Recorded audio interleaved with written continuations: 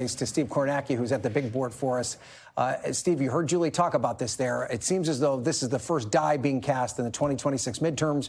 Republicans say they're going to try and run on at least aspects of the one big beautiful bill. Democrats say they're going to be running against it. You have a look at what Republicans are up against as they seek to maintain their House majority next year. What does the landscape look like? Yeah, let's take a look at this big picture midterm landscape here from the standpoint of Republicans trying to protect these majorities they used to pass this legislation. Good news, bad news for Republicans politically. The good news start on the Senate side for them, and it's this. They do have that 53-47 majority right now in the Senate. It means that Democrats would need to post next year on the Senate side a net gain of 4 seats. Remember, if it lands 50-50 with Trump as president, his vice president, J.D. Vance, would break the tie. So Democrats would need a net gain of 4 seats here. And you just start to look at the map. Look at some of these seats that are up. Look where they're up. Democrats going to be playing defense in Michigan, a state that Trump won narrowly. John Ossoff in Georgia, a Trump state right there. Meanwhile, how many Republicans are going to be up in Harris states? The answer is only one. It's Susan Collins up in Maine. And Collins, of course, has survived some very difficult climates before. So the map here, just in terms of the math for Republicans, it's favorable, very favorable to Republicans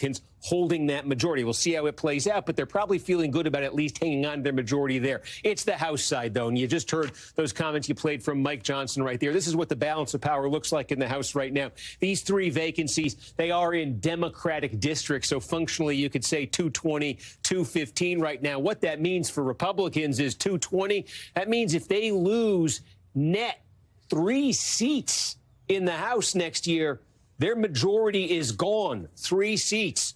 And here's what history says about how the White House party fares in midterm elections. These are the seat changes in the House. We're going back here to LBJ in 66. Look at all that red ink. The red ink here doesn't mean Republican. It means losses. It means the losses of seats. Only 2 times here since this is in this modern era have you seen the White House party actually gain seats. It's 1998 and 2002, and there were obvious extenuating circumstances there. In 98, Bill Clinton was the president. Republicans were trying to impeach him. The impeachment was extremely unpopular.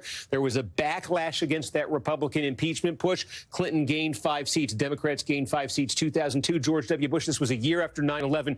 The entire political climate had been transformed by 9/11, had not really gone back to normal partisan politics. Bush and his party benefited greatly from that. Otherwise, you just see losses here. That's the history that Republicans are up against, that they're trying to defy. Is there any encouraging note for them in this history? Well, ironically, it might be this one right here, the most recent, Joe Biden, 2022. We'll just call this up on the screen quickly. In 2022, Joe Biden was not popular. 44% approval rating. Trump's 45% right now. It was a 9-seat loss for Democrats in 2022. If Republicans lose 9, they lose the House.